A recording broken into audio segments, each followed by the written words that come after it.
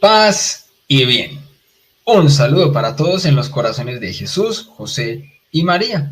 Mi nombre es William Toro. Sean todos bienvenidos a su canal Enfoca tu Fe en su programa Preguntando se llega a Roma.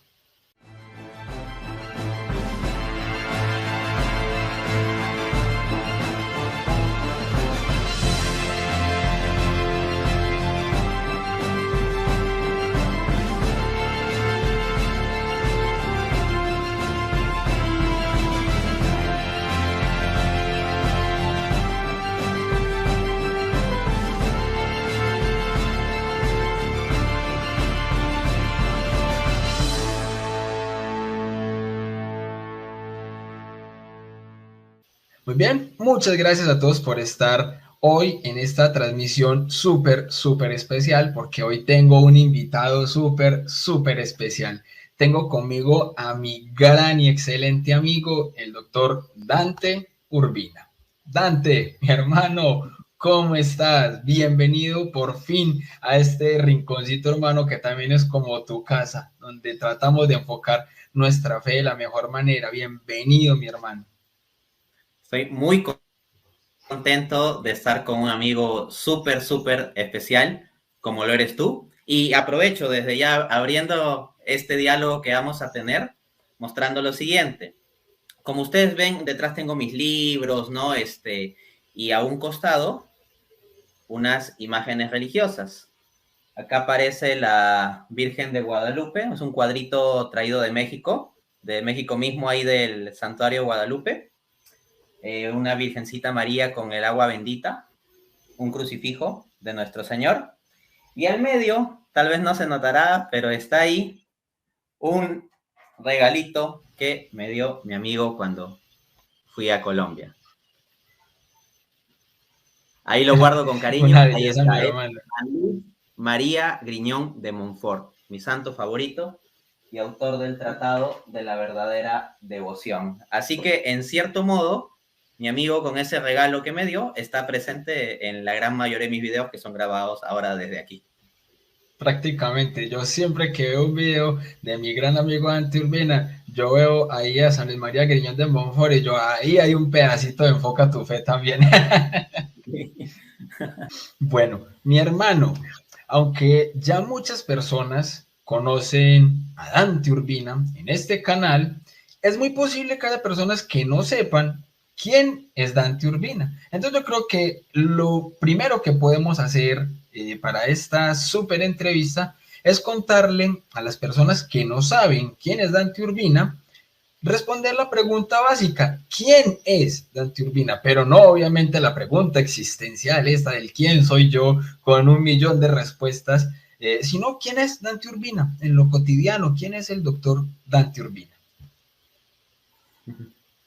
Bueno, yo soy una criatura pequeña con muchas deficiencias y debilidades, pero también con mucho ánimo y muchas ganas de querer llegar a la estatura de Cristo.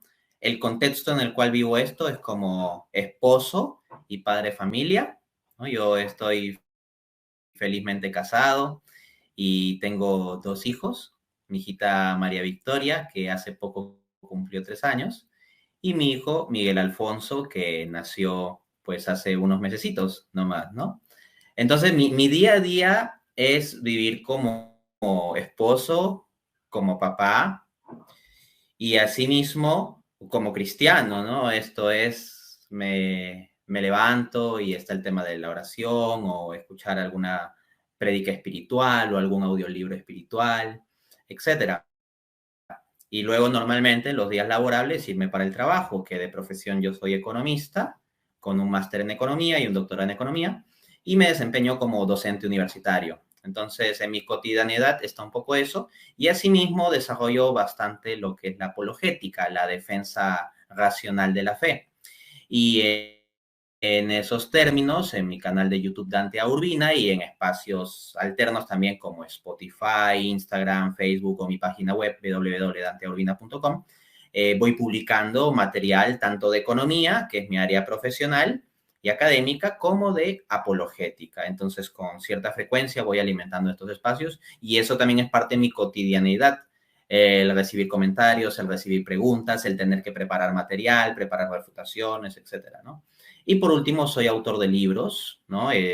Atrás hay algunos libros míos y en ese contexto, pues más o menos tengo que tener cierta disciplina para ir avanzando la redacción de libros a lo largo del tiempo. Entonces, mi cotidianidad se desarrolla como una criatura pequeña que confía en la gracia de Dios en medio de sus múltiples fallas, siendo esposo y padre de familia, de profesión economista, trabajando como docente universitario y dedicando también bastante tiempo a la apologética.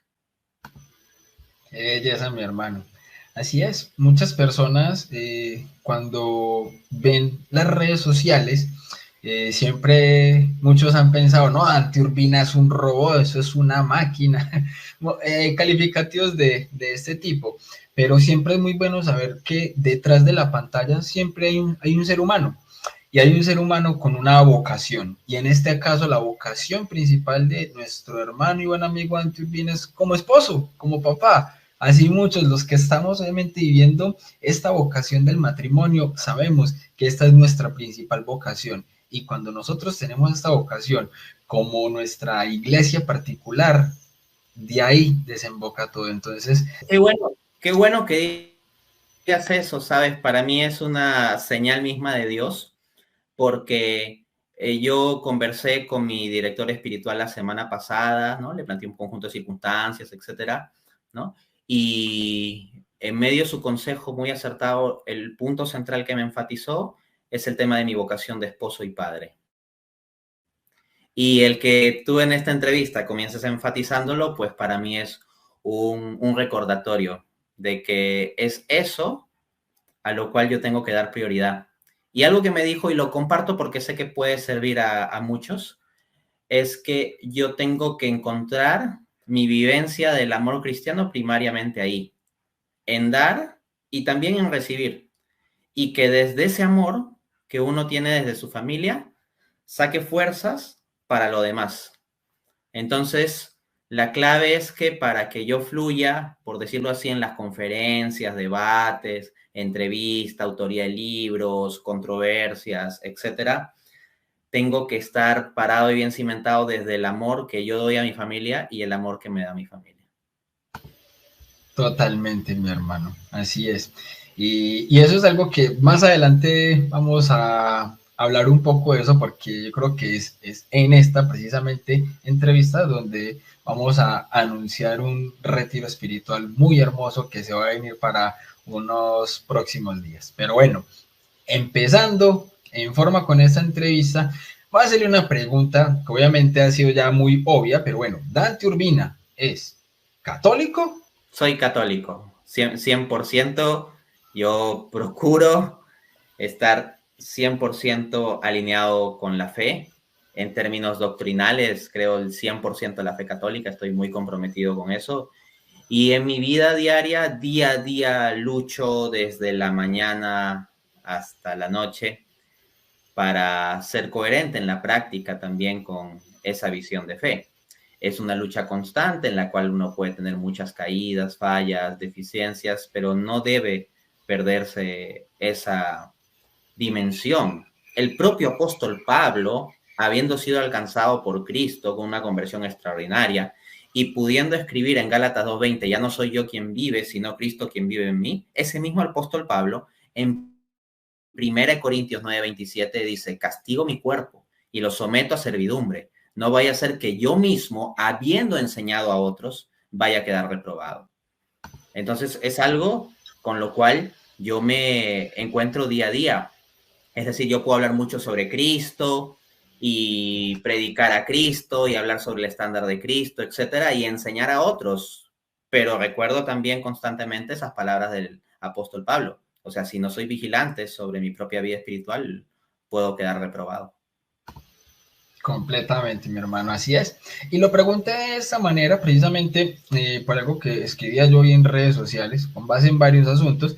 Yo dije, es que creer ser católico no es lo mismo que ser católico, vivir como católico. Y dando la entrada a esto de que es que Dante Urbina no toda la vida vivió como católico. Una cosa es ser uno bautizado dentro de la Iglesia Católica, otra cosa es vivir la fe católica, no como una tradición que le hayan heredado sus padres, sus abuelos y ahí hacia atrás, sino de una manera coherente y de convicción. Entonces, Dante, ¿cuál era tu cosmovisión antes de vivir una fe católica coherente? La defino como ateo anticatólico.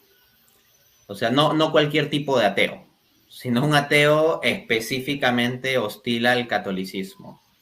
No al budismo, no al protestantismo, no, específicamente hostil al catolicismo, ¿no? En parte porque mi ateísmo estaba asociado a una gran soberbia.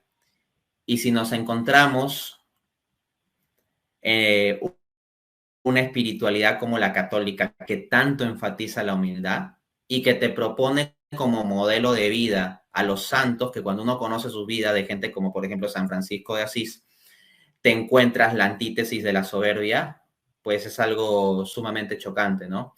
Desde esa perspectiva yo inicialmente veía el catolicismo pues como algo despreciable, en tanto yo consideraba como valores a la soberbia, el egoísmo, el poder, el pisotear a los demás, etcétera. Y en cambio, para mí, el catolicismo lo que representaba era unos antivalores como la humildad, el servicio, la mansedumbre. Entonces, lo veía con desprecio. Entonces, eso, mi cosmovisión es un ateísmo anticatólico. Muy bien, pero entonces aquí ya viene mi pregunta y es, Dante, ¿cómo te diste cuenta? Ah, es que soy ateo. Es que eso, una cosa es que uno haya nacido en una familia en la que lo hayan bautizado como católico, pero casi siempre hay un punto de quiebre en el que uno, digamos que no obtiene las suficientes respuestas que le satisfagan su hambre de conocimiento. Muchas veces pues pasa como por ese lado. Entonces, ¿qué fue lo que pasó en la vida de Dante Urbina para abrazar esa cosmovisión atea y especialmente anticatólica? ¿Qué fue lo que pasó en tu vida, hermano, para eso?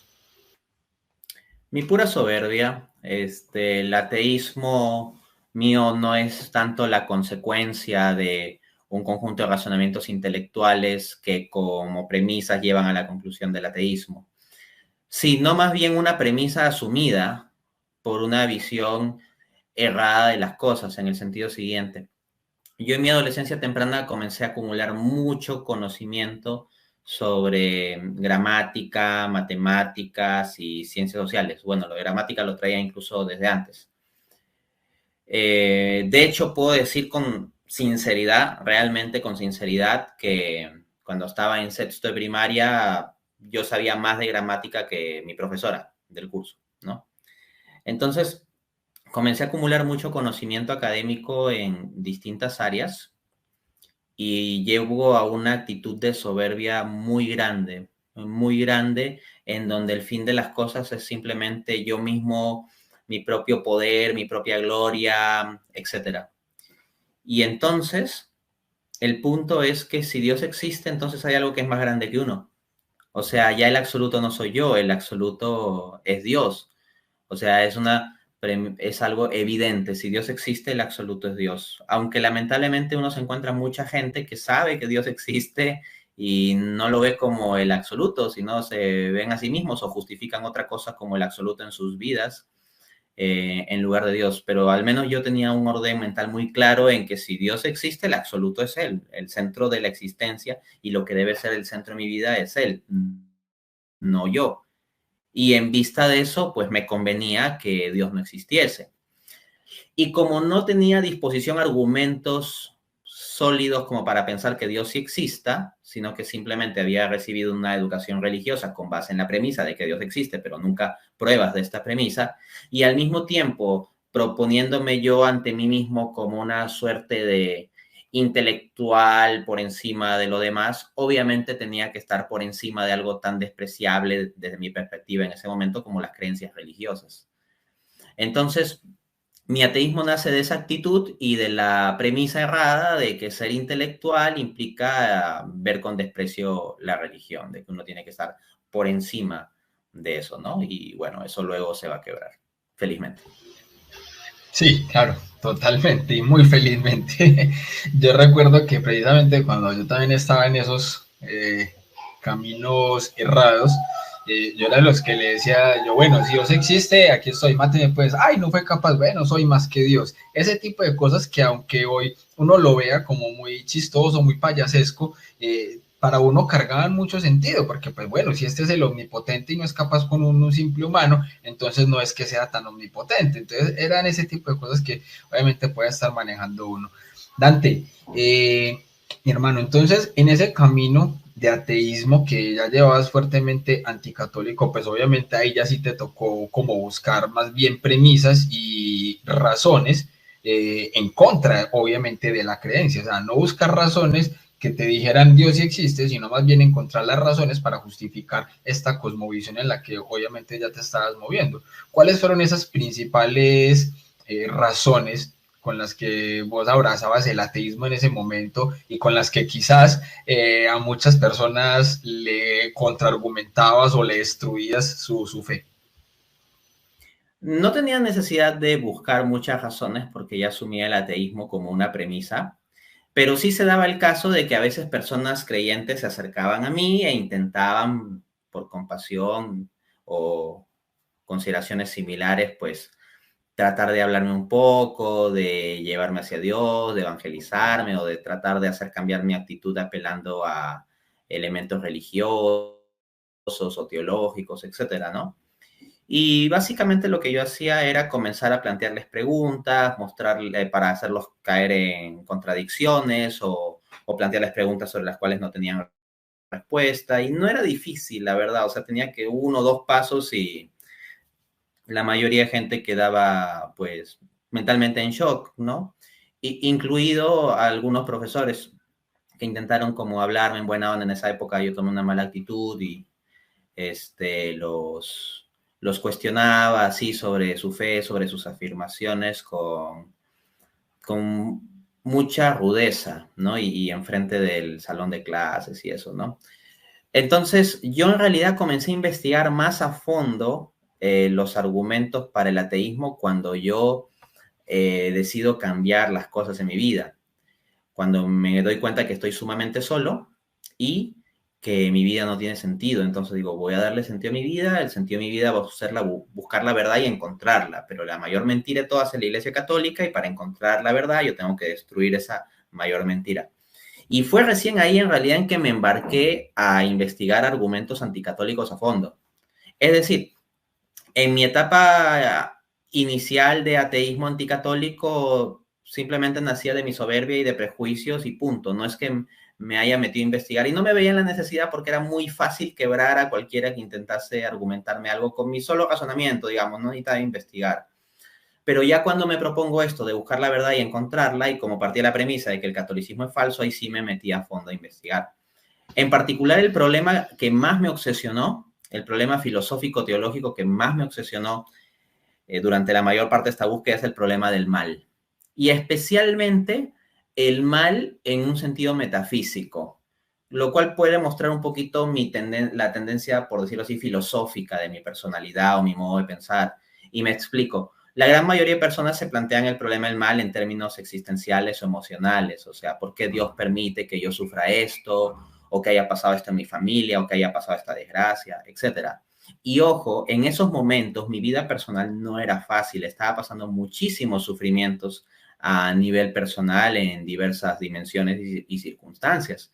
Pero aún cuando yo estaba pasando mucho sufrimiento, mi pregunta por el problema del mal no era tanto de orden existencial del sufrimiento, sino sobre todo metafísica. Es decir, entendía como que había una sustancia del mal, un ser, entidad del mal, algún tipo de instancia así, y que había que explicar la existencia de tal instancia, forma, ser, ente, etcétera, lo que pudiera ser, pero que había una especie de algo, al menos que era el mal, y que había que ver cómo resolver su existencia, cómo resolver la existencia de eso. Y tienes la propuesta atea, la propuesta teísta, dentro del propio teísmo hay distintas visiones sobre el asunto, Un musulmán no lo enfoca exactamente igual que un cristiano. Dentro del cristianismo mismo, la forma en que un calvinista, por ejemplo, puede enfocar el problema del mal es distinto a como lo haría un arminiano o un católico, etcétera, ¿no? Entonces eso, el principal problema que me obsesiona es el problema del mal,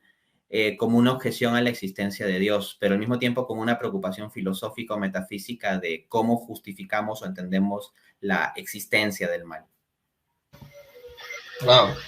Esta parte de la historia del doctor Dante Urbina, si no la había yo escuchado nunca, entonces me parece algo muy, muy, muy bueno. Y si no hubiese yo tenido hace poco una entrevista con Fray Claudio, precisamente donde abordamos desde el depósito de la fe y la filosofía, el tema de el mal y el maligno, ya estaría yo aquí, ¿cómo se resuelve esto? Porque realmente es una concepción del mal, desde obviamente metafísicamente, algo bastante volado, incluso me di cuenta de eso en esa entrevista. Pero entonces aquí yo vengo como a preguntarle entonces ya a Dante, hombre, pero entonces si vos decías que la Iglesia Católica era la gran mentira, ¿cuál era esa objeción principal que te hacía pensar que la Iglesia Católica era la gran mentira? O sea, para decir la Iglesia Católica es la gran mentira, ¿qué es lo que hace que Dante Urbina tenga esa premisa? La gran mentira es la Iglesia Católica. ¿Cuál era esa razón específica? Mi razón específica para rechazar en concreto la Iglesia Católica y no solo el teísmo en general era mi escala de valores, en el fondo. O sea, yo tenía una visión parecida a la noción del superhombre de Nietzsche, de que la soberbia, el egoísmo, la voluntad de poder, el imponerse frente a otros, etcétera, son los valores. Y veía a la Iglesia Católica como máximo representante de antivalores, como había dicho, ¿no? Entonces, por decirlo así, mi discrepancia con la Iglesia Católica era una discrepancia de orden ético, solo que yo tenía una escala de valores invertida, invertida, ¿no? Precisamente veía con mucho desprecio valores como la humildad, el servicio, o sea, me parecían cosas de abuelitas o de niñas o de hombres débiles, etcétera, ¿no? Entonces, en realidad, mi objeción con el catolicismo va por ese lado, ¿no? Filosóficamente está el problema del mal, claro está, pero ese es un problema que es un poquito más transversal a diversas visiones religiosas o filosóficas. Excelente, porque esto ya nos da la entrada a entonces cómo hizo Dante Urbina para resolver esa ecuación de vida en la que se encontraba en ese momento y volver a invertir esa escala de valores y darle el valor que se merece a esta parte de valores y ver entonces ahora de manera real los antivalores en los que obviamente vivía esa existencia en la que obviamente se estaba quedando solo. Sí. Cuando yo inicié mi investigación de temas de filosofía, el primer libro que yo leí fue El Anticristo de Friedrich Nietzsche, un libro de 1895. Y básicamente la tesis central del libro es que el cristianismo es el culpable de todos los males de la humanidad. Nietzsche prácticamente lo plantea así, que las miserias de la humanidad son culpa fundamentalmente del cristianismo. Y propugnaba precisamente la idea de que el cristianismo, al plantear valores como la humildad, la paciencia, etcétera, terminaba preservando lo débil del hombre e impedía que lo fuerte se abriera paso y pudiera cumplirse como la ley de la evolución del hombre a nivel histórico. De hecho, me impactó mucho, estoy prácticamente seguro que es el numeral 7 de la obra, o el aforismo 7, en donde hace un análisis con la teoría de la evolución y la selección natural y dice como que el cristianismo estorba el cumplimiento de la selección natural, porque compadeciéndose, por ejemplo, los débiles y preservando la vida de los débiles, es que preserva lo más bajo y débil de lo que hay en la humanidad y gasta, por decirlo así, energías de los fuertes en estar preservando a los débiles. Y que en realidad lo que habría que hacer sería simplemente dejar a los débiles perecer. Que si los débiles perecen, simplemente avanzarían los fuertes y la humanidad naturalmente avanzaría. El detalle es que yo pude darme cuenta inmediatamente que esto era algo errado. ¿Por qué? Porque ya lo había visto fallar en la práctica antes. Me explico. La razón por la cual yo inicié mi investigación filosófico-teológica para estudiar el catolicismo es, como ya expliqué, que había llegado a un momento en que me dije, estoy totalmente solo y mi vida no tiene sentido.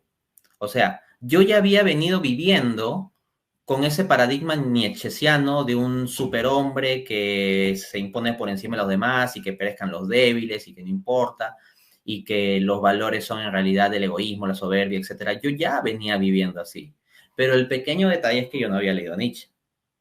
O sea, yo tenía toda la filosofía de Nietzsche en la práctica y en mi mente, pero yo no lo había leído hasta ese momento. Entonces, cuando yo tuve la experiencia de leerlo, lo que normalmente sucede es que Nietzsche atrapa mucho, especialmente a los adolescentes cuando lo leen.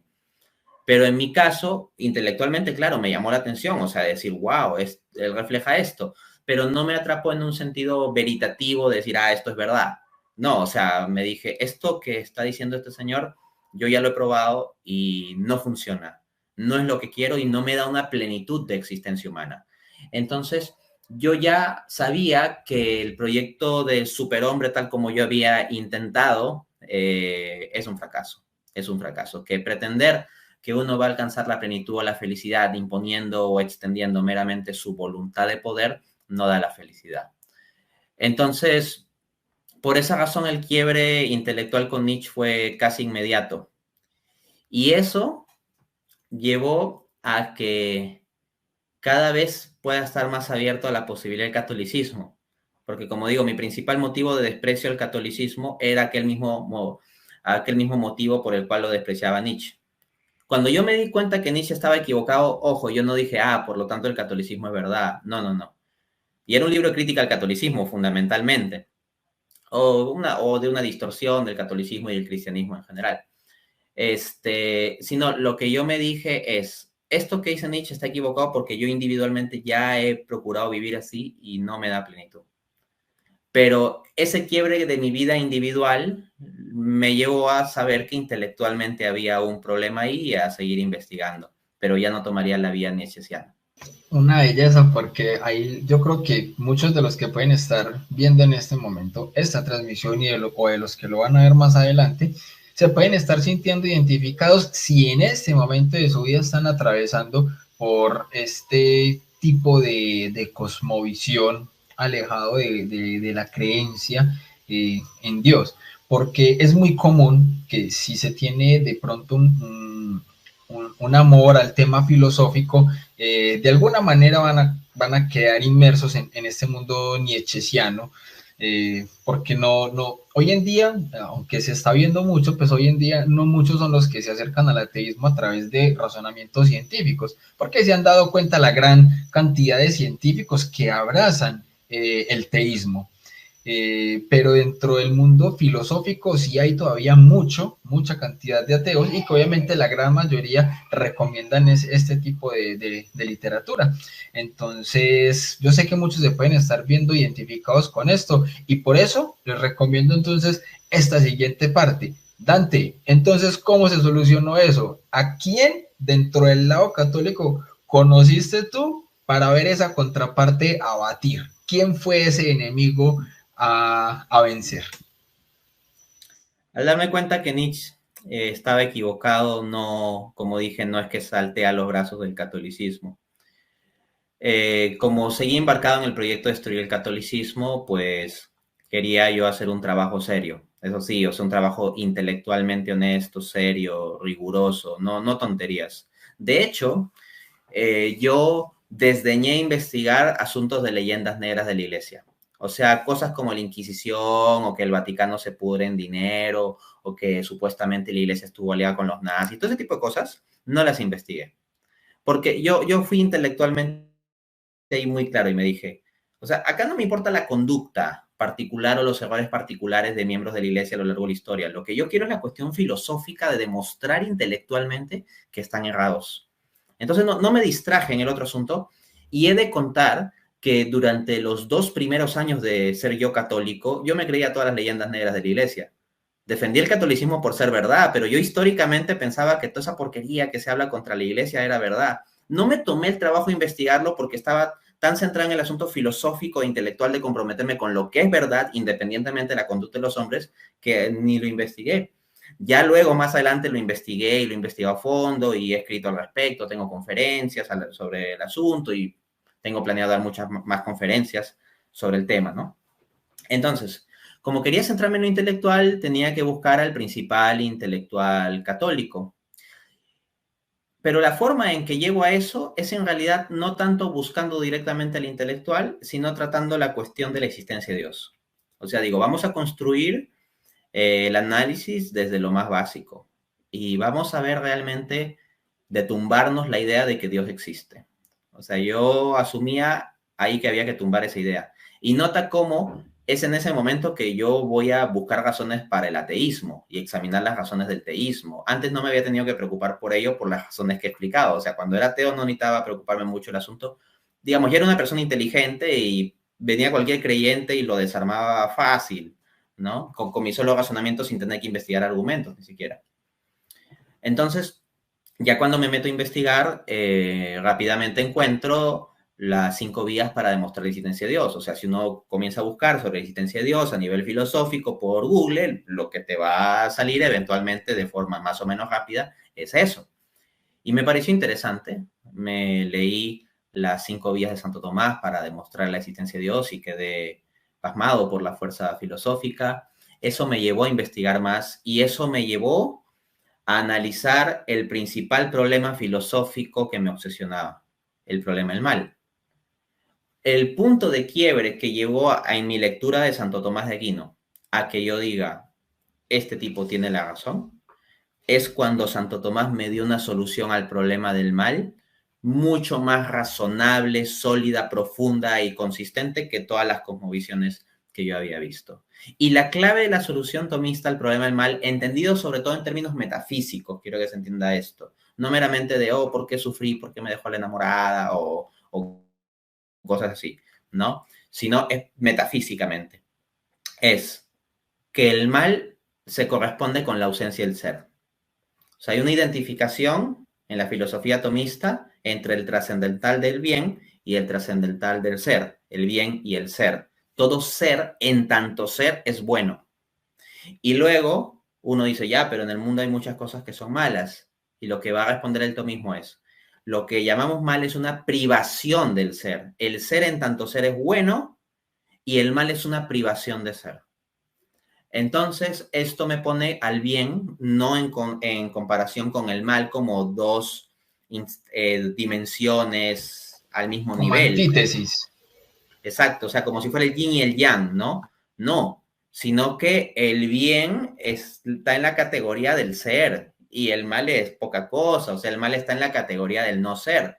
O sea, metafísicamente, ontológicamente, el bien es la cosa sólida y el mal es lo difuso, lo que tiene falta de solidez o la grieta en las cosas, etcétera, ¿no? Como privación del ser. Y luego Dios entendido como sumo bien. Entonces, Dios, al generar la creación, crea un conjunto de seres que son buenos en tantos seres, pero que tienen su limitación cada uno, pero en cuanto tales son buenos. Y dentro de ese contexto, estando en lo contingente, criatural, limitado, etcétera, pueden surgir privaciones del ser, porque ninguno es ser subsistente, pleno, absoluto, como lo es Dios. Y en el marco de esas privaciones del ser es que se da la posibilidad metafísica del mal. Entonces, el mal es entendido desde el bien, como privación del bien. Yo suelo poner como una analogía. El mal es como un hueco. Tú no puedes tener un hueco si no hay una superficie sobre la cual haya un hueco. No puedes tener un queso con huecos si no es que hay un queso sobre el cual haya huecos, ¿no? O cuando hablamos de la sombra, ¿no? O sea, la sombra es una ausencia de luz dada la proyección de luz sobre algún ángulo en un ente material. Entonces era un poquito la idea como que Dios es como el sol, que irradia solo luz, y que las criaturas finitas son como un árbol en el que cae la luz, entonces lo que cae es propiamente luz, no, el sol no arroja sombra, el sol arroja solo luz, pero por la característica criatural o contingente, pues puede haber cierta limitación o privación en la criatura, ¿no? Entonces eso me permitió como tener una visión metafísicamente coherente de la relación entre el bien y el mal. Y al encontrar eso en la Suma Teológica, entré un convencimiento intelectual de que Santo Tomás tiene la razón.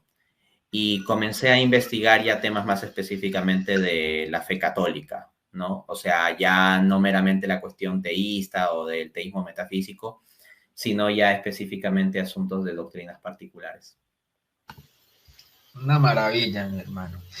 Bueno, nos quedan aquí en este caso dos preguntitas más en cuanto a lo testimonial, porque luego de esto vamos a entrar bien fuerte a este gran marco de trabajo intelectual apologético que ha llevado Dante Urbina desde los principios de su conversión y que a hoy en día han finalizado en una hermosa trilogía, pero ya nos vamos a meter allí. Siguiente pregunta, Dante. Entonces, listo. Tuviste un convencimiento intelectual de que es en la Iglesia Católica donde está la verdad. Pero el saber en dónde está la verdad no me implica vivir esta verdad. Porque como bien dicen incluso las escrituras, el diablo también sabe que Dios es verdad, pero no le hace caso. Entonces, ¿cuándo es que Dante Urbina o de qué manera es que Dante Urbina, aparte de su convencimiento intelectual, comienza a decir, no, es que también hay que vivir esta verdad con coherencia? Primera de Juan 4:10. En esto consiste el amor, no en que nosotros amamos a Dios, sino en que Él nos amó primero.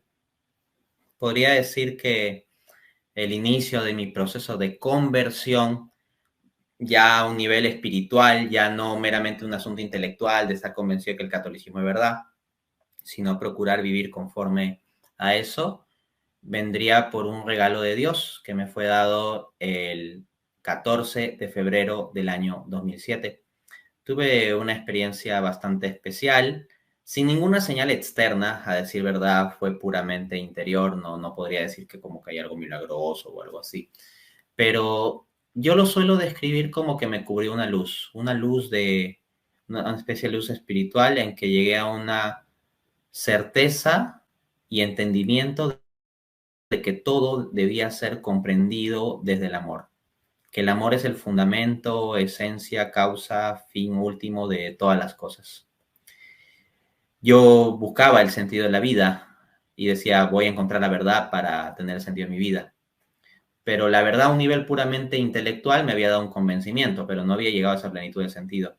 Llegué a esa plenitud de sentido cuando Dios me regaló la verdad, pero ya no meramente presentada como un convencimiento intelectual de que ciertas proposiciones son ciertas, sino la verdad que es la esencia de Dios, el amor. Primera Juan 4:8, Dios es amor. Entonces, se trataba de comprender las cosas desde el amor, la esencia misma de Dios desde el amor. Es una visión bastante metafísica, o sea, no se piense en un asunto sentimental o sentimentaloide del entendimiento del amor como enamoramiento o sentimientos, no, sino es un concepto metafísico fuerte, así como hablé del bien como lo ontológicamente fuerte, sólido, etcétera, encontré que la identificación plena, suma de ese bien es el amor.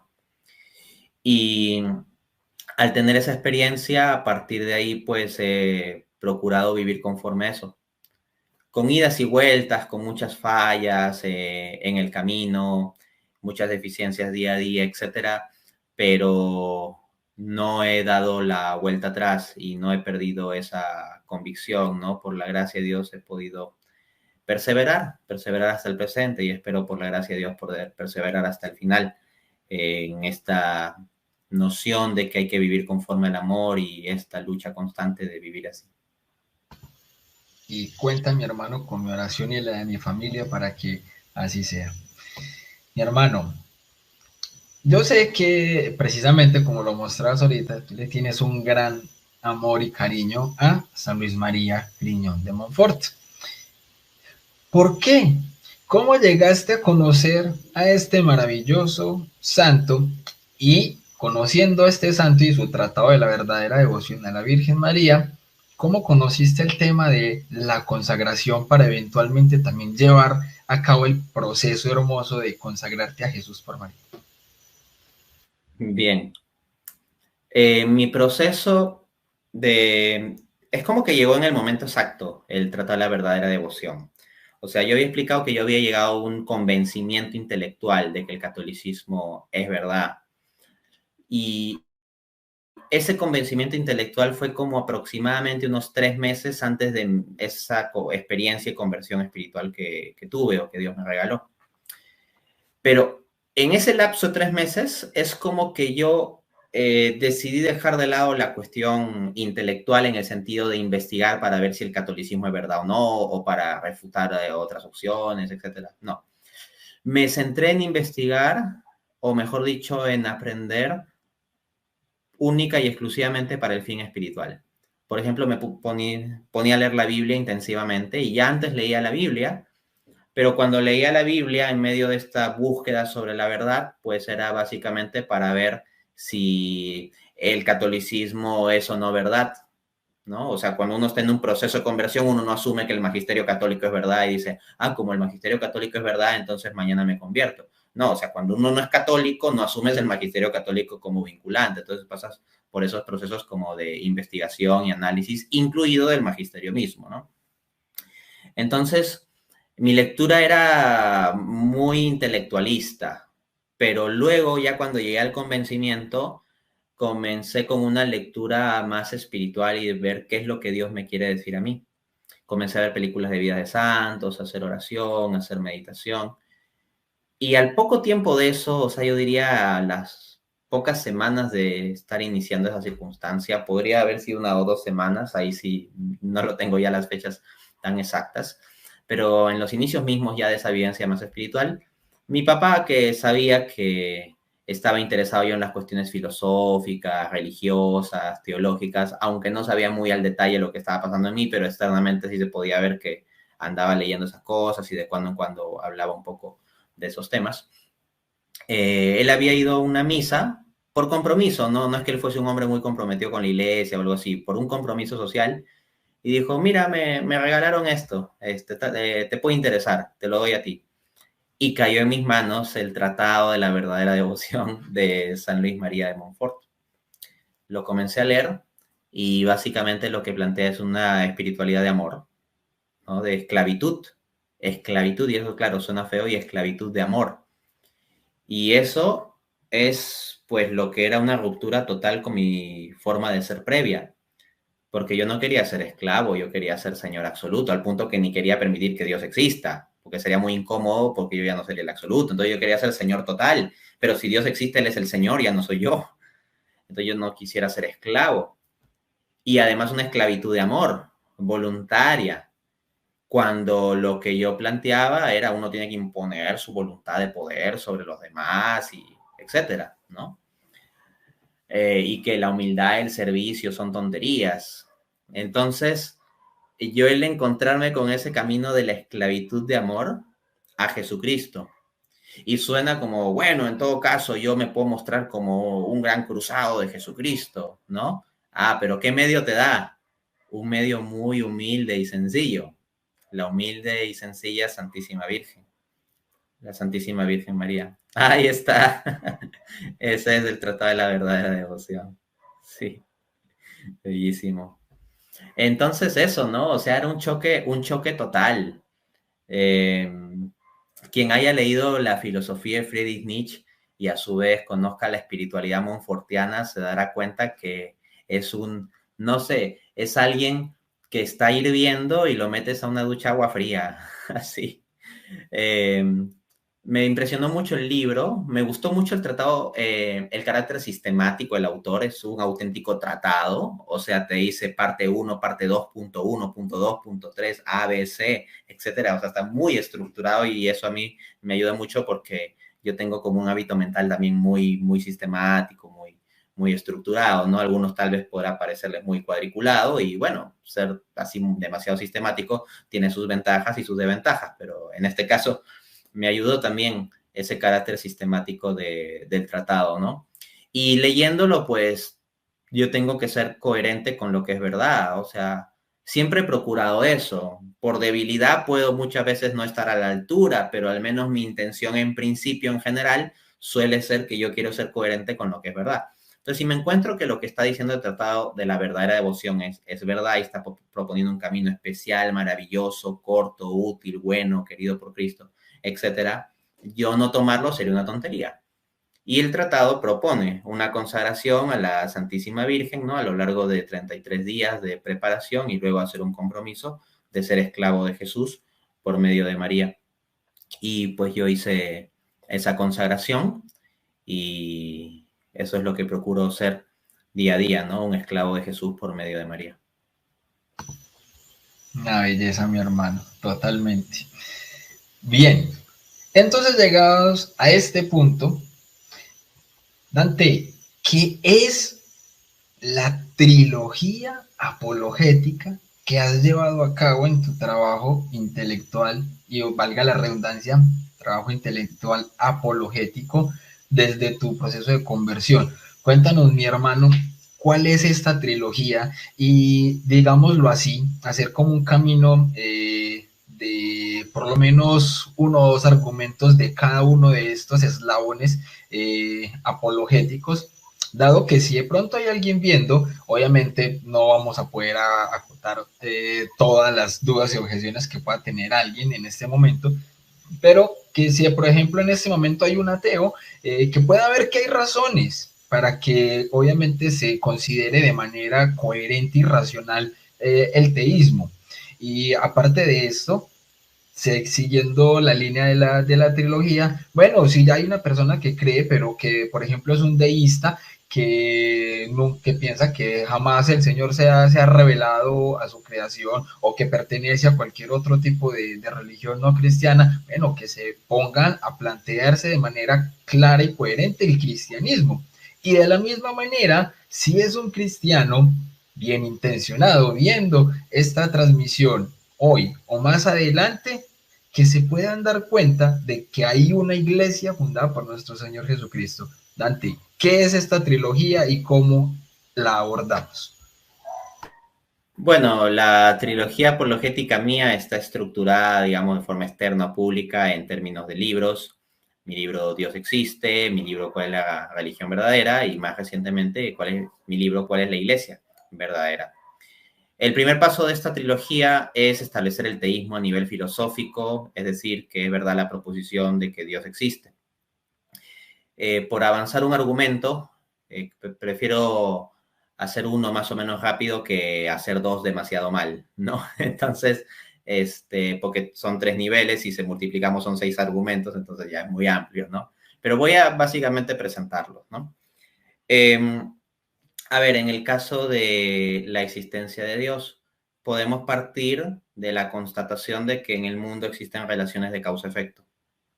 O sea, esto es una verdad de la razón natural, no necesitas ser creyente, no hay que citar la Biblia, etcétera, ¿no? Algunos ridiculizan mi postura a veces como que yo, cuando estoy ante un auditorio secular para demostrar algo, voy a pasarme a citar la Biblia o decir Cristo, Cristo y te tienen que convertir. Es una total ridiculización.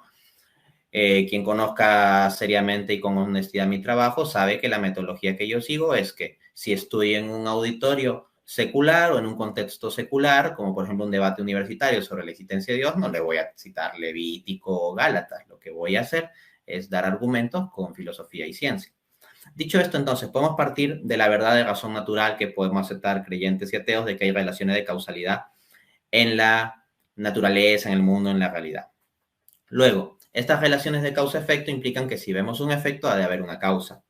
Ahora bien, esta causa puede a su vez ser causada o no ser causada. Si esta causa que causó el efecto es causada, entonces retrocedemos a una causa de esa causa. Y esa causa anterior también podemos preguntarnos de ella, ¿esta causa es causada o no es causada? Y si no es causada, perdón, si es causada, tendríamos que retroceder a una tercera. Y así sucesivamente, porque siempre podríamos preguntarnos, ¿y cuál es la causa? Y si hay una causa antecedente, no necesariamente en un sentido temporal, puede ser también en un sentido lógico u ontológico. Si vamos así atrás a causas antecedentes, para que se dé un efecto, tendría que pasar, por decirlo así, una infinita serie de causas. Pero un proceso infinito no puede pasar, no puede terminar, porque el infinito por definición es interminable. Entonces se sigue que tiene necesariamente que haber una causa primera, es decir, una instancia, un ser que es causa de otros, pero que él mismo no es causado por uno antecedente. Entonces estamos hablando de una causa incausada. Y esto se conoce con el nombre de Dios. Luego, Dios existe. Ahora bien, un deísta podría decir, bueno, pero uno puede creer en una causa incausada que está allí, pero no le importa nuestra vida, ni qué hacemos con nuestra vida, ni nada de eso. Entonces, no tiene ningún efecto práctico sobre cómo vivimos. Bueno, eso ya nos lleva al asunto de la religión, o sea, de la relación del hombre y Dios, religión, relación, ¿no? Que se asocia dentro de cierta línea etimológica al latín religare, que quiere decir reunir, volver a ligar, eso es una relación.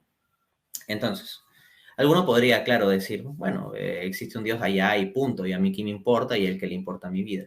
Es simplemente una causa incausada metafísica. Entonces, eso nos lleva al segundo nivel de apologética, que es la cuestión religiosa, y que tenemos que se va a defender específicamente la proposición de que el cristianismo es la religión verdadera. Y básicamente para probar esto, basta y sobra comprobar que Jesucristo es Dios encarnado. Si Jesucristo es Dios encarnado, fin de la historia, el cristianismo es la religión verdadera. O sea, el Islam, que te dice que simplemente Jesús es un profeta más, un profeta importante y todo eso, pero un profeta más y un ser humano y no Dios encarnado, el Islam sería falso. El judaísmo, en tanto divergente del cristianismo, en tanto hay un rechazo de Jesús como el Mesías, sería falso. El hinduismo, que no da ningún lugar a Cristo o le da lugares raros como un elemento más dentro de un conjunto de dioses o encarnaciones o reencarnaciones, pues tampoco vendría al caso, y similar cosa podría suceder con el budismo, más aún si consideramos las líneas de budismo no teísta.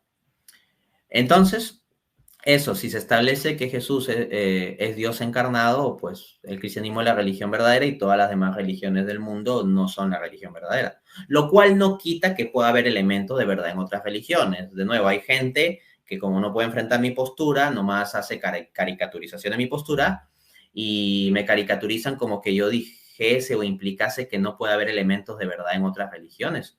O sea, yo junto con San Justino Mártir y con el magisterio de la iglesia, sin problemas afirmo que hay semillas de logos, que hay elementos de verdad en otras religiones. Pero si vamos a hablar de esas religiones específicas en cuanto tales como verdaderas, o sea, estas religiones no tienen elementos de verdad que sean contrarios a la fe cristiana. O sea, no te pueden decir ninguna cosa que sea verdadera en esas religiones y que sea contraria a la fe cristiana. Y al mismo tiempo, cualquier cosa de verdad que tengan, la van a tener de modo parcial y combinado con errores, y no van a tener la plenitud propia de la religión cristiana. Así que con propiedad podemos hablar distintivamente del cristianismo como la religión verdadera, sin que por ello no pueda haber elemento de verdad en otras religiones. Es como, por ejemplo, si yo digo, esta es la auténtica marca de mayonesa y doy una marca de mayonesa, así que es la clásica que más se consume en un país, por decirlo así, o la marca tradicional que se valora, eso no quita de que haya otras mayonesas por ahí que puedan tener clara, huevo, elementos similares, elementos químicos similares de la fórmula, pero no son la mayonesa de la marca de tradición, por decirlo así, ¿no?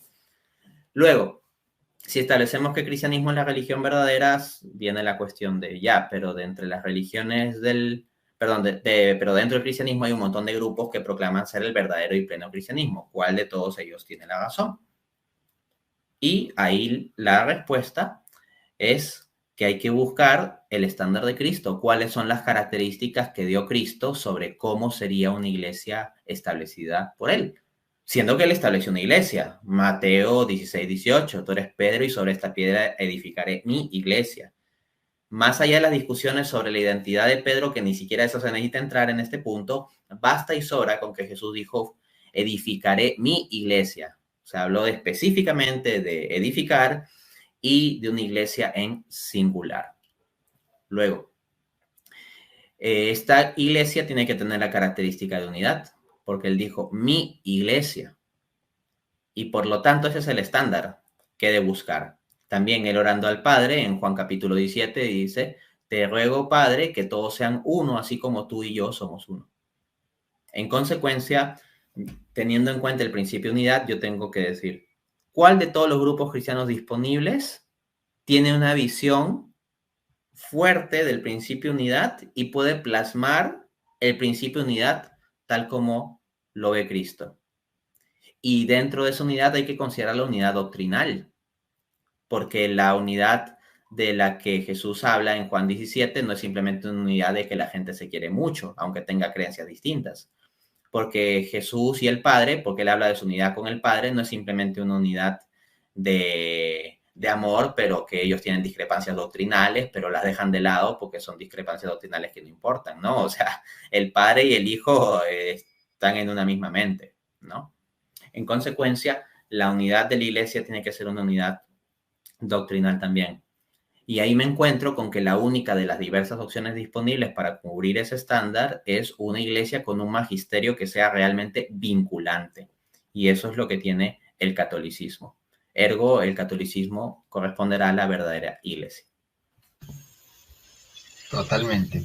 Es muy bueno ya empezar en esta etapa de apologética católica, escuchar a Dante con sus famosas conclusiones, porque por ejemplo cuando se está en el tema de la existencia de Dios, eso es, por tanto, Dios existe. Una maravilla. Y hoy en día escucharlo, ergo, la Iglesia Católica es la verdadera, ya es una maravilla completa. Yo esta trilogía la veo muy bonita en el sentido, por ejemplo, tomando una analogía como El Señor de los Anillos. Uno ve, por ejemplo, en la uno del Señor de los Anillos, bueno, ¿de qué se trata todo esto? En la 2, bueno, ¿cuál es el camino que estamos siguiendo? Lo mismo que con el libro, entonces, ¿Dios existe? Luego, entonces, ¿cuál es la religión verdadera? Y al final, en El Señor de los Anillos, el final de la trilogía es coronar al rey. Y yo creo que este final de la trilogía, con cuál es la iglesia verdadera, yo creo que cuando nosotros demostramos cuál es la iglesia verdadera, no estamos haciendo otra cosa que coronar al rey, coronar a Jesucristo, porque como muchas otras veces y en otros videos lo ha dicho incluso el mismo Dante, nosotros no estamos por el solo Cristo, nosotros estamos por el todo Cristo. Y es un Cristo con cabeza, es un Cristo con cuerpo, con iglesia, con mamá, con santos, con papa y con magisterio. ¿Qué dice O mi sea, un hermano? rey con reino. Exacto, un rey con reino. Amén. Una maravilla. Bueno, Dante, Porque ¿cómo cuando se hace? habla del Sí, reino, cuando se habla del reino muchas veces se piensa solo en el fin último de los días, en que estarán los elegidos, los salvados y no sé cuántos. Y no, o sea, el reinado de Cristo es a lo largo de la historia. Y la expresión de su reino previo a la conclusión escatológica es la iglesia, ¿no? Entonces, exacto. hablar de Cristo sin iglesia o simplemente con una cosa desestructurada de miembros invisibles por aquí y por allá es negar un concepto fuerte de reino y nosotros no le vamos a negar eso a Cristo. Sí, totalmente. Eso cuando uno escucha que no, es que la iglesia es invisible, todo, pues todos caben, como decía Casanova, todos caben en una iglesia invisible, todo el mundo cabe, obvio. Entonces sí, es muy complejo, pero exacto, esto es un rey con reino, maravilloso.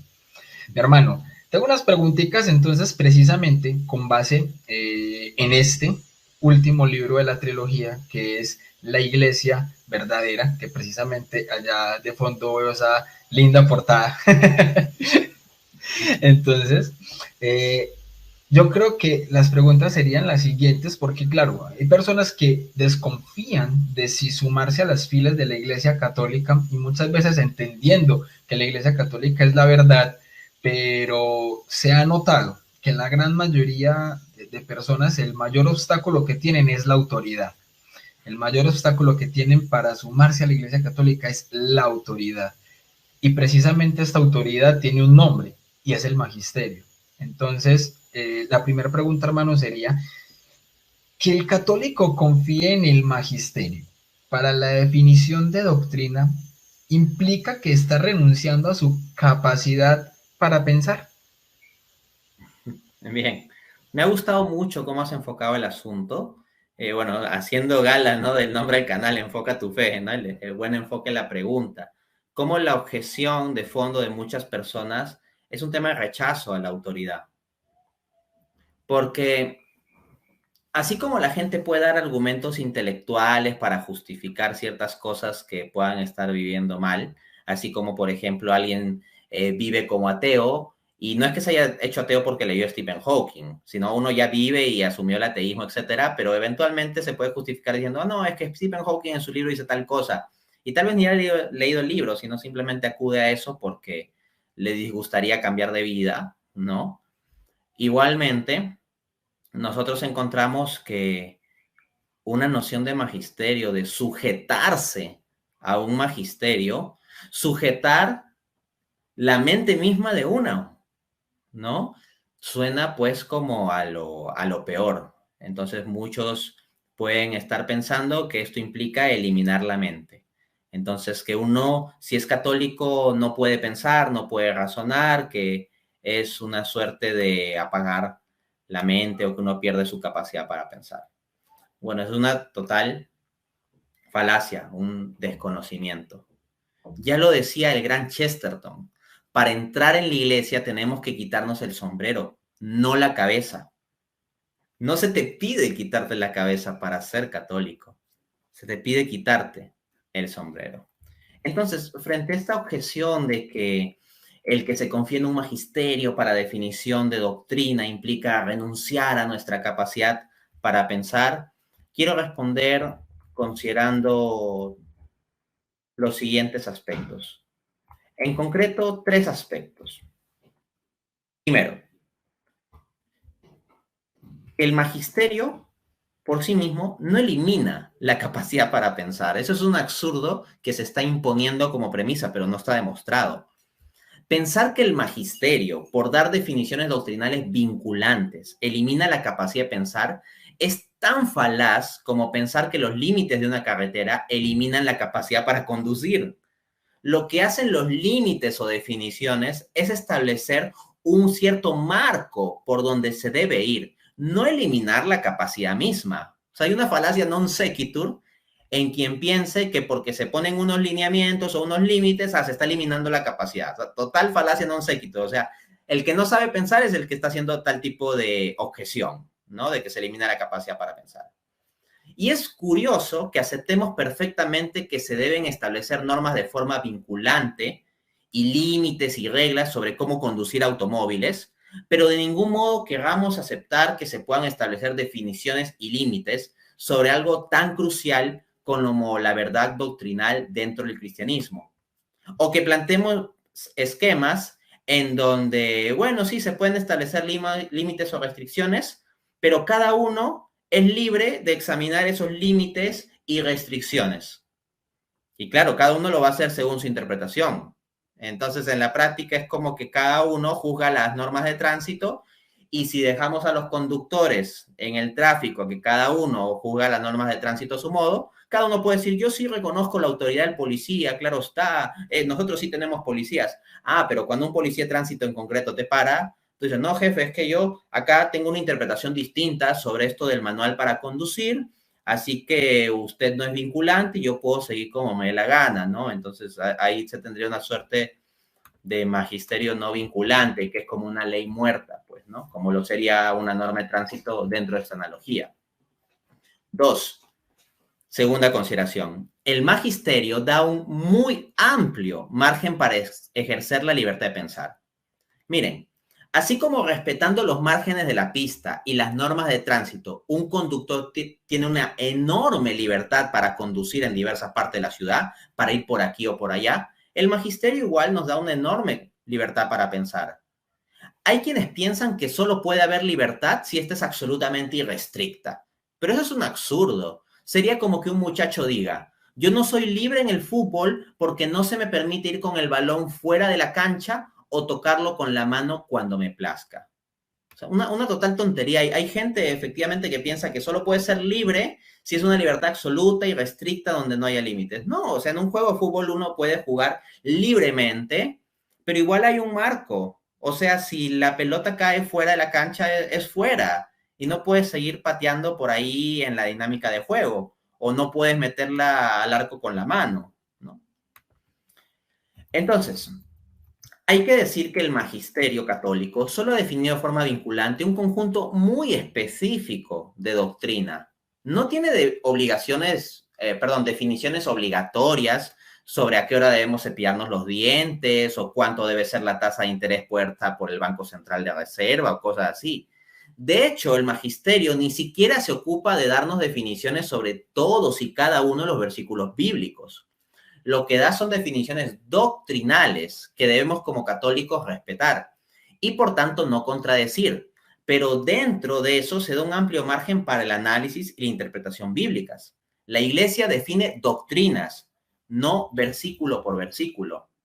Así, por ejemplo, el especialista Anthony Maas, en su artículo Biblical Exegesis, publicado en la Enciclopedia Católica, volumen 5, dice: el intérprete católico está vinculado a adherirse a la interpretación de textos que la Iglesia ha definido explícitamente o implícitamente. El número de estos textos es pequeño, de modo que el intérprete puede fácilmente evitar cualquier transgresión de este principio. Entonces hay muchos temas que el magisterio católico ha dejado en un margen opinable. Por ejemplo, puede haber diversas visiones sobre la predestinación, siempre y cuando no se niegue el libre albedrío y no se caiga en ciertos extremos condenados por la Iglesia, claro está. Pero dentro de esos márgenes hay amplia posibilidad de tener diversas visiones sobre el asunto. Asimismo, la interpretación sobre el carácter literal o no literal de los días del Génesis es algo que tiene margen para el católico. O el destino exacto de los niños muertos sin bautizar es algo que no está absolutamente definido. Hay unas ideas, unos lineamientos de pronunciamiento del magisterio, pero no es que se haya dado una definición exacta de qué pasa. Ahí hay espacio para el análisis teológico. El tercer y último punto es que el católico que asiente a una verdad del magisterio está ejerciendo su capacidad intelectual. No está dejando de pensar, sino está ejerciendo su pensamiento, porque para asentir a una verdad hay que entenderla. El católico asiente las verdades de fe definidas por el magisterio como algo en lo que compromete su entendimiento. Y precisamente porque ama la fe, un buen católico va a querer entender y profundizar esas verdades lo más posible. En otras palabras, va a pensar, va a aplicar su pensamiento. Por ejemplo, yo desde que me he vuelto católico nunca he caído en una pereza intelectual de quedarme cómodo en simplemente creer sin entender. O sea, si alguien plantea que ser católico implica una pereza intelectual y que, ya, el magisterio me dijo, entonces yo ya no tengo que entender nada, solo creer y decir amén, amén, aunque no entienda nada, tal persona no entiende nada sobre el catolicismo. Yo nunca me he visto en una circunstancia de pereza intelectual por ser católico. Al contrario, he entrado en un maravilloso camino de comprender y profundizar cada vez más las verdades de la fe. No es una negación del intelecto, sino la elevación del intelecto hacia un maravilloso mundo de verdades. Una maravilla. Precisamente sobre eso iba a ser la segunda pregunta, y es que, ¿qué hay entonces de estas personas que la mayoría los he visto en redes sociales, pero que preguntan qué hay entonces, obviamente, con los católicos, a los que nos culpan de pereza intelectual por confiar que el magisterio defina una doctrina? O sea, si el magisterio define una doctrina, entonces nosotros lo tenemos que creer puntualmente, y entonces ya eso nos acusan a nosotros de pereza intelectual.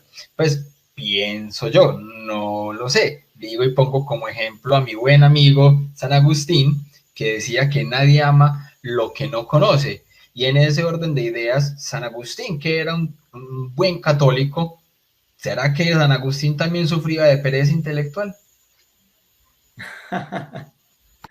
Sí, buen punto, ¿no? ¿Será que San Agustín sufría de pereza intelectual? O Santo Tomás de Aquino, por ejemplo, sufrían de pereza intelectual. Y ojo, Santo Tomás de Aquino veía el magisterio como regla infalible. Y no vamos a decir que era un perezoso intelectualmente, ¿no? Bien, sobre esto en primer lugar hay que decir que es una falacia de hombre de paja, ¿no? O sea, sí hay protestantes que caricaturizan o malentienden la postura católica, arguyendo que la confianza de nosotros los católicos en el magisterio es una suerte de pereza intelectual, pero efectivamente, como muy bien dices, Se puede culpar de pereza intelectual a grandes intelectuales católicos como Santo Tomás de Aquino, San Agustín, San Roberto Belarmino, San Francisco de Sales, San Alfonso María Ligorio, el mismo San Luis María Griñón de Montfort, Karol Wojtyla, ¿no?, que es el Papa Juan Pablo II y que es una eminencia filosófica, Joseph Ratzinger, que es un teólogo gigante, o sea, católicos y protestantes creo que podríamos confluir en reconocer la gigantesca talla intelectual de Ratzinger. Y todos ellos asintieron a las definiciones del magisterio como infalibles. Y no son ningunos perezosos intelectuales. Así que pensar que es intrínseco al católico o al catolicismo la pereza intelectual sería como negar la existencia de estas personas que son católicos. Ellos no eran modernistas o gente que negaba doctrinas o la infalibilidad del magisterio. Creían tal como tú y como yo. Entonces, es curioso que varios protestantes culpen a católicos de pereza intelectual por asentir al magisterio, estando extremadamente lejos del esfuerzo intelectual de estos titanes que acabo de referir. Entonces, como católico, yo perfectamente puedo y en la medida de mis posibilidades debo profundizar en herramientas para entender mejor la fe. Así uno como católico puede meterse a aprender hebreo, arameo, griego, contexto histórico, filosofía, teología, patrística, y en ello puede hacer su mejor esfuerzo.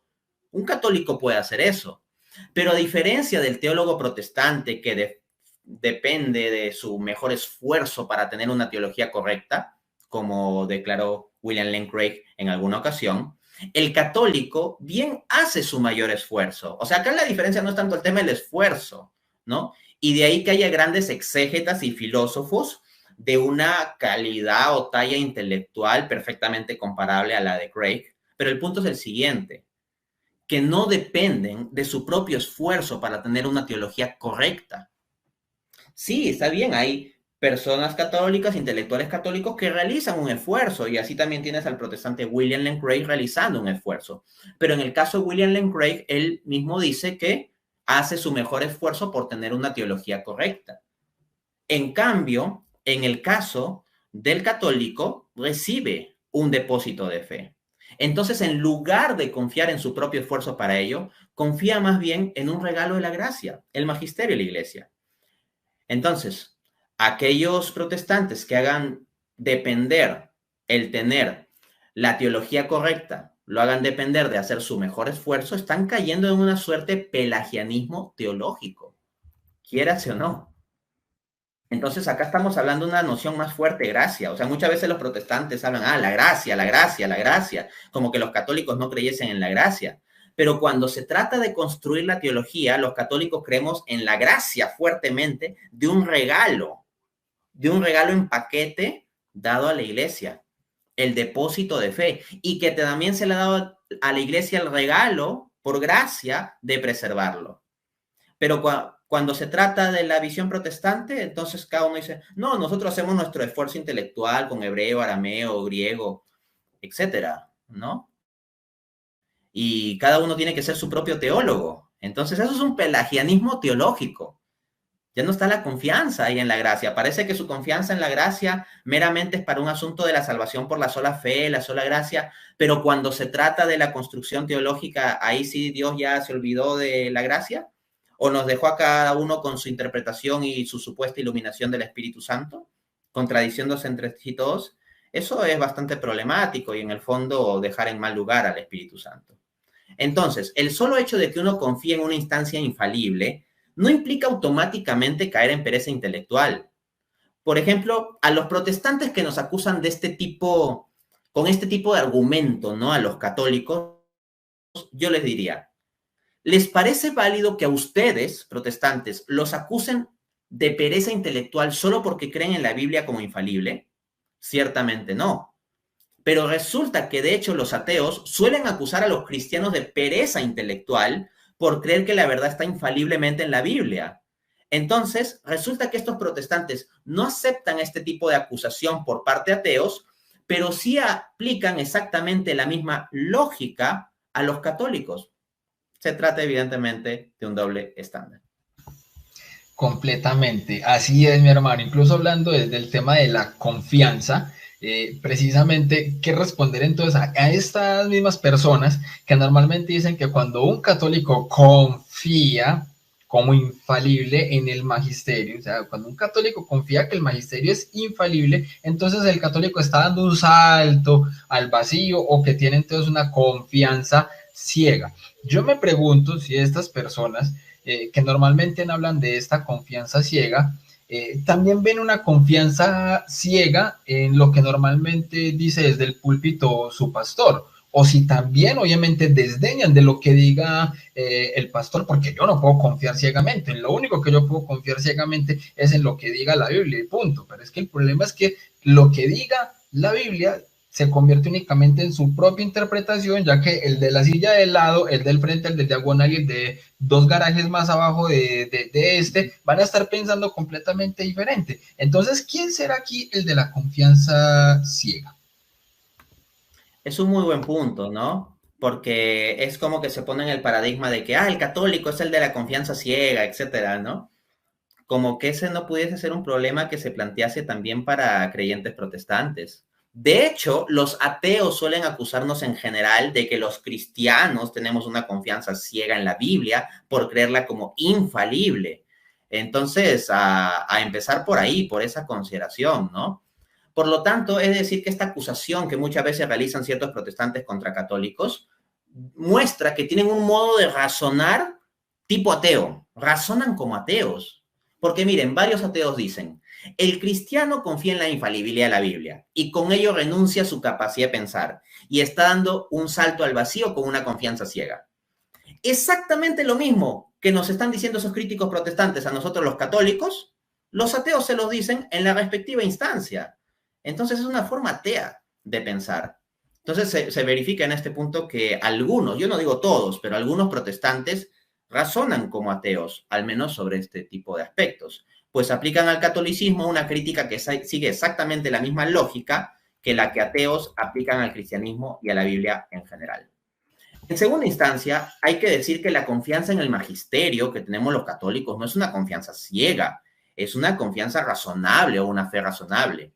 Miren, así como del solo hecho de que un cristiano sea católico o protestante confíe en la Biblia como palabra infalible, no se sigue que esa sea una confianza ciega. Asimismo, del solo hecho de que un católico confíe en el magisterio como instancia infalible de definición de doctrina, no se sigue tampoco que sea una confianza ciega. O sea, es un non sequitur. Del solo hecho de confiar en algo como instancia infalible, no se sigue que sea confianza ciega. Por ejemplo, la confianza en la Biblia por parte del cristiano no es una fe ciega, es una fe razonable, pues hay razones que nos llevan a darle credibilidad a la Biblia. Similarmente, la confianza en el magisterio por parte del católico no es una fe ciega, sino una fe razonable, pues hay también razones que nos llevan a la confiabilidad del magisterio. La clave de esto está en la protección del Espíritu Santo. Piensen, ¿por qué un cristiano confía en la Biblia? Porque cada versículo, agarró cada versículo y de cada uno hizo una verificación histórica, racional, filosófica, teológica, biológica de cada versículo, desde Génesis 1.1 hasta el último Apocalipsis. No. Al final de cuentas, seamos sinceros. ¿Por qué un cristiano confía en la Biblia como infalible? Porque la ve como palabra de Dios inspirada, o sea, que viene del Espíritu Santo. Entonces, la clave por la cual un cristiano confía en la Biblia es por el Espíritu Santo.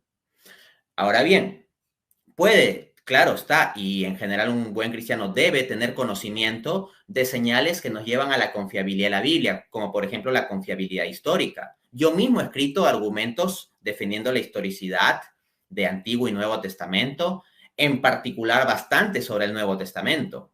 He desarrollado mucho trabajo público de defensa del Nuevo Testamento, pero de nuevo, mi trabajo público no es que yo agarré Mateo 1.1 y cada versículo lo justifiqué hasta llegar a Apocalipsis. O sea, de todas maneras hay un trabajo general, una instancia que se toma, digamos, en conjunto, pero cuando uno encuentra elementos suficientes de juicio, puede dar un paso razonable. Tal vez no haya verificado todo versículo posible. Yo mismo no he verificado todo versículo posible y no creo que haya cristianos sobre la tierra que tenga certeza absoluta de la solución de absolutamente todas las dificultades bíblicas que pueden plantearse a nivel arqueológico, histórico, teológico, etcétera. Pero llegamos aún así con una cierta evidencia suficiente y una confianza razonable sobre las escrituras. Entonces, análogamente, un católico puede hacer algo así con respecto al magisterio. Y así como en las escrituras la clave está al final de cuentas en el Espíritu Santo, pues lo mismo aplica al magisterio. Lo que uno entiende como católico es que el Espíritu Santo protege a su iglesia a lo largo de la historia. Entonces, nosotros los católicos no somos tontos que creemos que un grupo de hombres falibles reunidos, por ejemplo, en concilios, dan por sí mismos un resultado infalible.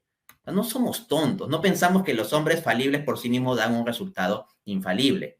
Lo que creemos es que el Espíritu Santo tiene poder, que el Espíritu Santo tiene poder que puede proteger a esos hombres falibles, que son en sí mismos falibles, para en circunstancias específicas, como dar una definición oficial de doctrina, en una instancia como por ejemplo un concilio ecuménico, no fallen, no hierren. No estamos confiando en los hombres falibles acumulados a lo largo de la historia.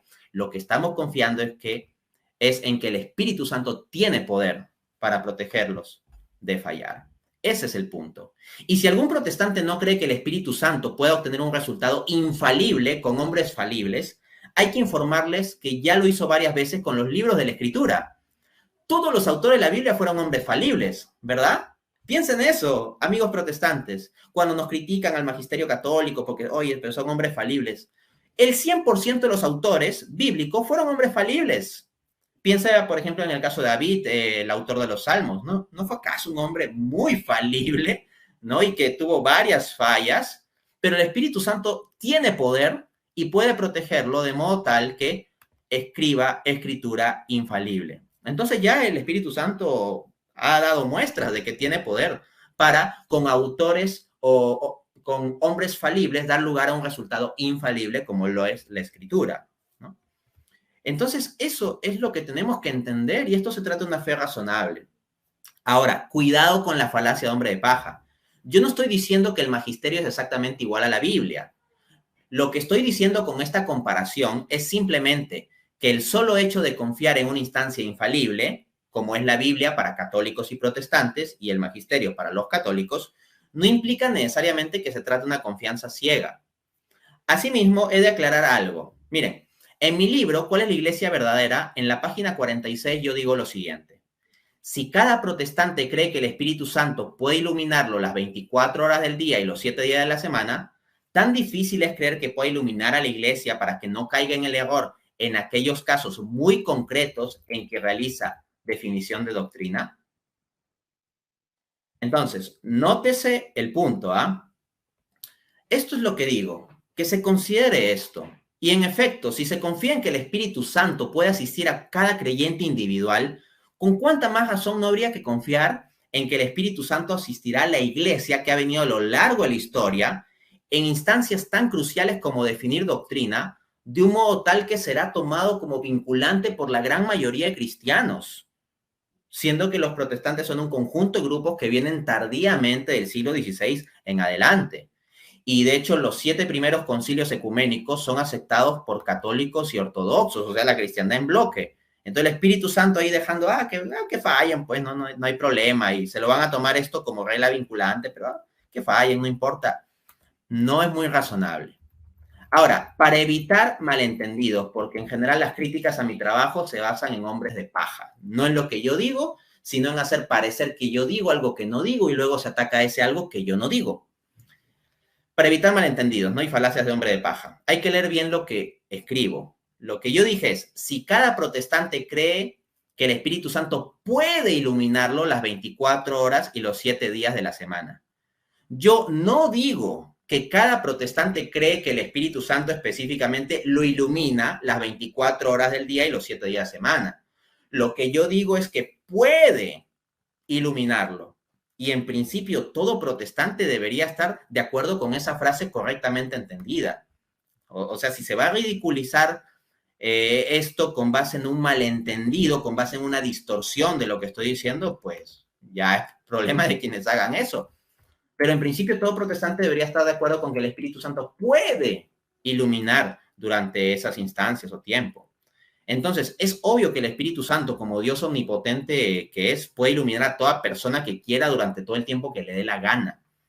Yo no digo que cada protestante afirma que el Espíritu Santo haga eso. sino lo que digo es que cada protestante y cada cristiano en general debería afirmar que el Espíritu Santo puede hacerlo y está en su poder hacerlo. Y si está en su poder hacerlo, ¿qué mejor ocasión de aplicar ese poder que en los casos de definición de doctrina por parte de la Iglesia, que históricamente ha tenido mayor presencia y relevancia, la Iglesia Católica? El último punto para refutar esta objeción que me presentas es considerar los casos de conversos al catolicismo.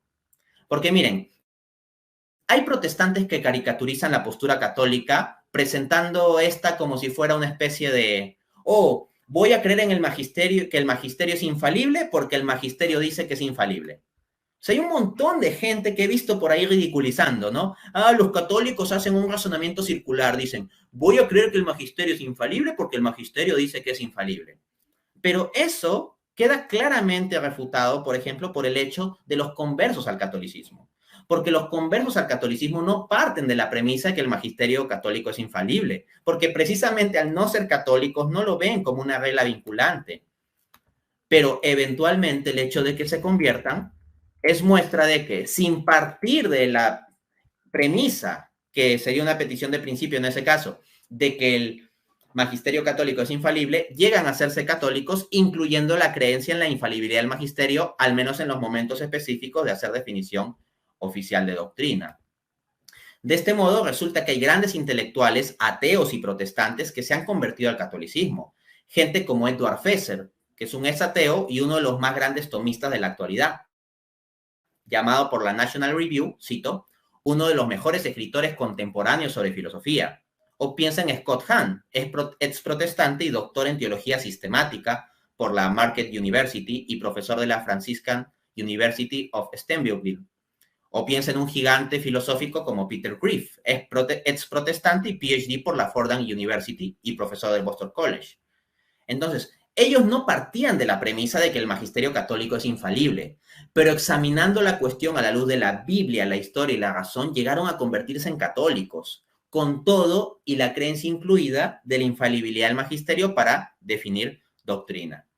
Entonces, esto muestra que para llegar a creer la proposición, el magisterio es infalible, no es necesario caer en un razonamiento circular de decir, oh, esto debe ser así porque el magisterio lo dice y el magisterio es infalible, entonces si dice que es infalible debe ser cierto.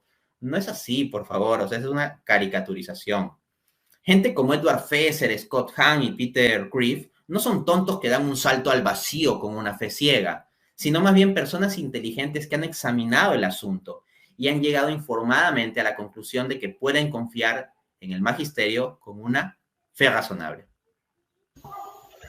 Una belleza, mi hermano. Dentro de lo que estás diciendo, se me viene a la cabeza de manera muy puntual el trabajo actual que está haciendo nuestro buen amigo en común, Hugo Delgado, sobre el tema del deísmo eclesial, donde normalmente el protestantismo, que siempre dice amar tanto al tema del Espíritu Santo, son básicamente los que desdeñan y hacen ver al Espíritu Santo como que se equivocó durante tanto tiempo y que antes más bien nosotros como católicos somos los que más realmente amamos al Espíritu Santo porque confiamos en su acción durante todo el tiempo histórico que lleva de existir la Iglesia. En ningún momento se ha podido equivocar porque es que es la promesa que hizo Jesucristo a la Iglesia. Ni las puertas del infierno prevalecerán contra ella. Entonces, si en algún momento las puertas del infierno prevalecieron frente a la iglesia, entonces eso es decirle a Jesús mentiroso. Eso es no creerle a Jesús. Y precisamente como lo que ya había dicho el día de hoy, es que una cosa es creer en Jesús, otra cosa es creerle a Jesús. Y nosotros le creemos a las palabras de Jesús completas, no a pedacitos, o este porque me conviene o el otro no me conviene. Entonces me parece que es un punto espectacular, obviamente, verlo desde esa parte. Pero también veo de manera muy importante las personas que no solamente pueden estar viendo este video, los que lo van a ver más adelante, sino las personas que en este momento tienen como tanta sed de la verdad y que básicamente escuchan entonces a estas personas que en redes sociales vienen entonces despotricando y diciendo esto o sacando hombres de paja sobre la iglesia, Y me preocupa también entonces las respuestas que desde la postura católica a veces se termina dando, o cuando se aceptan debates a la ligera, o cuando se empiezan a dar entonces respuestas que realmente no vienen en consonancia con el magisterio, con el catecismo de la iglesia, cuando son más temas de ego, de soberbia o de circo, que vuelven entonces la fe más bien como una payasada en redes sociales. Yo te quisiera pedir, mi hermano, un consejo para los que en este momento quieren realizar bien intencionadamente un trabajo apologético en la Iglesia Católica, cómo hacerlo o qué canales y herramientas en realidad sí escuchar, ver, consumir, porque muchas veces se termina afectando la propia espiritualidad y el razonamiento católico cuando se basa todo en este medio que básicamente podría ser más un show. Lo primero es hacer la apologética a los pies de Cristo. Procurar tener siempre presente el estándar de Cristo. El que simplemente se llene de conocimientos, se llene de su ego, se infle simplemente de sus objetivos y sus números y sus intereses o monetizaciones, visualizaciones, ventas o lo que sea, va a caer y va a hacer daño a la iglesia. Hay muchos autoproclamados apologistas que hacen mucho daño a la causa, ¿no? Muchas veces no hay caridad en la forma en la que actúan. En ocasiones son desobedientes a la enseñanza misma del magisterio de la iglesia. O sea, me preguntan qué recomendaría yo leer, los documentos del magisterio de la iglesia en primera instancia, porque hay que estar bien informados sobre qué es lo que va a defender uno.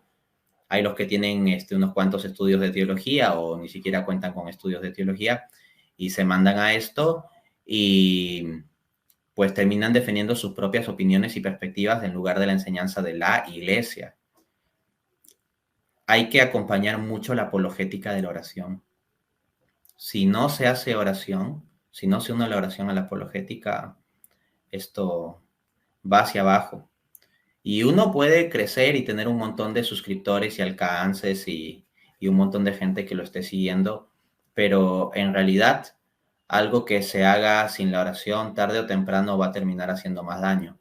Claro que muchas veces esta gente no se va a dar cuenta porque como vive muy centrada en sí misma, no puede ver realmente el efecto espiritual que está teniendo sobre otros, ¿no? Ahí viene el tema del amor al prójimo. O sea, la apologética tiene que ser hecha con amor al prójimo. Y con esto no me refiero a simplemente ser respetuoso con las personas con las cuales dialogamos o debatimos. Eso debería darse en principio por sentado. Lamentablemente no es así. Pero ahorita más que nada lo que quiero enfatizar es el amor por las personas que pueden llegar a escucharnos. Eso es importante. O sea, preguntarnos qué efecto va a tener esto sobre la vida espiritual de las personas que puedan escuchar lo que yo digo o ver lo que yo hago. Eso hay que tenerlo siempre presente. Entonces, lo que yo sugiero es que si encuentran canales, libros, espacios, etcétera, de apologistas católicos que tratan de seguir estos estándares, en principio vayan por ahí. O sea, no les digo necesariamente sigan al que tiene más conocimiento, porque eso es discutible. Más bien, el que quiera hacer las cosas bien por Cristo lo va a hacer con excelencia y lo va a hacer con rigurosidad y buen conocimiento. El que de verdad lo hace por amor se va a esforzar. Por ejemplo, si yo quiero hacer una cena por amor, si me mueve el amor lo voy a buscar hacer bien. Igual, un apologista que de verdad esté movido por el amor va a buscar formarse bien. No va a estar con tonterías. Más importante que el conocimiento para la apologética es el amor. El que tenga auténtico amor va a conseguir el conocimiento necesario. Y además, esto no es un jueguito meramente humano. La idea es que el Espíritu Santo esté actuando en nosotros. Y para eso lo fundamental es la disposición a actuar por amor e incluso estar dispuesto a hacer sacrificios por amor o hasta ser sacrificado por amor. Hacer apologética en serio muchas veces va a implicar ganarse muchos problemas, pero nosotros estamos para comprometernos con Cristo, independientemente de los problemas. Amén. Así es. Bueno, ya para ir aterrizando en esta excelente entrevista, este diálogo tan bonito que he podido por fin tener con mi gran amigo Dante Urbina para este canal donde tratamos de enfocar nuestra fe de la mejor manera. Quiero anunciar precisamente con este tema pues que acabamos de hablar, que muy próximamente en este canal vamos a tener un retiro espiritual especialmente para ustedes, para los que siguen este canal. ¿Cómo? Como agradecimiento. Va a ser un especial por los 10,000 suscriptores que ya estamos próximos a alcanzarlos. Entonces, tan pronto los vamos a alcanzar, vamos a hacer un retiro espiritual, pero para reavivar la llama espiritual de todos ustedes. Porque yo sé que hay muchos que se han llenado intelectualmente de muy buenas razones, que están súper bien preparados para defender nuestra doctrina, para defender nuestra religión, para defender la existencia de Dios. Pero muchas veces se ha descuidado el tema de la espiritualidad, el tema de la oración, el tema de nuestra vida de fe. Entonces la idea es hacer un retiro espiritual para hacer un alto en el camino y volver a reavivar esa llama. Entonces, les quiero contar que en este retiro van a haber unas charlas muy, muy, muy bonitas y entre ellas, por gracia de Dios, vamos a poder tener también la presencia de nuestro buen amigo Dante Urbina. Sí, con mucho Lo estoy gusto. comprometiendo de una vez, mi hermano. Ok. Listo. Entonces, íbamos a tener a muchos otros que más de uno de ustedes ya los conoce también. Entonces, para que podamos tener ese reavivamiento de esa llamita espiritual y podamos empezar a tener una muy buena vida de fe del lado de nuestro Señor y tomados de la mano de nuestra mamá, de la Santísima Virgen María. Bueno, Dante, mi hermano, para finalizar, es muy posible, como decía al principio, que alguno todavía no sepa ni conozca quién es el doctor Dante Urbina. No creo, pero por si las moscas, mi hermano, ¿dónde la gente que te está viendo en este momento puede encontrar tu trabajo? ¿Dónde se pueden adquirir los libros? Diversas redes sociales, estoy como Dante A. Urbina. Mis videos de YouTube, normalmente mi canal de YouTube Dante A. Urbina, al final aparecen mis redes sociales y en la descripción de los videos, pues el listado con los links para acceder a Instagram, Spotify, Facebook, mi página web, etcétera, ¿no? Esas son las redes sociales que manejo. Si ven este material mío en otro tipo de red social, no son redes sociales mías, mis redes sociales son las que están consignadas allí. Lo digo porque ya se ha dado el caso por ahí, y Telegram adicionalmente. Ya se ha dado el caso por ahí de que me han dicho, oye, mira, ahí está el material de este perfil con tu nombre y no sé cuántos, así, y son redes sociales en las que ni estoy. Entonces, aviso eso, ¿no? En cuanto a mis libros, normalmente en la descripción de los videos de mi canal de YouTube dejo el link que lleva el listado de mis libros. Todos ellos se pueden adquirir por Amazon, www.amazon.com. Ponen Dante Urbina en el buscador y le va a salir el listado de libros que se pueden adquirir en físico o virtual. Mi hermano, no me queda más que agradecerte inmensamente que hayas podido aceptar la invitación para estar aquí en Enfoca tu Fe, en esta hermosa entrevista que hace rato la llevaba realmente pues esperando con mucho cariño. Y espero que no sea la última que podamos tenerte por aquí en este espacio, mi hermano. Listo, hermano, ha sido un gusto estar contigo. Gracias. Bueno, y muchísimas gracias también a todos ustedes, los que estuvieron y se conectaron el día de hoy para ver esta entrevista especial a mi amigo Dante Urbina, los que lo vieron el día de hoy y los que lo van a ver más adelante. Me despido de ustedes como normalmente lo hago, diciéndoles, como dijo mi buen amigo San Agustín, nadie ama lo que no conoce y por eso preguntando se llega a Roma. Dios los bendiga y que la Virgen los acompañe.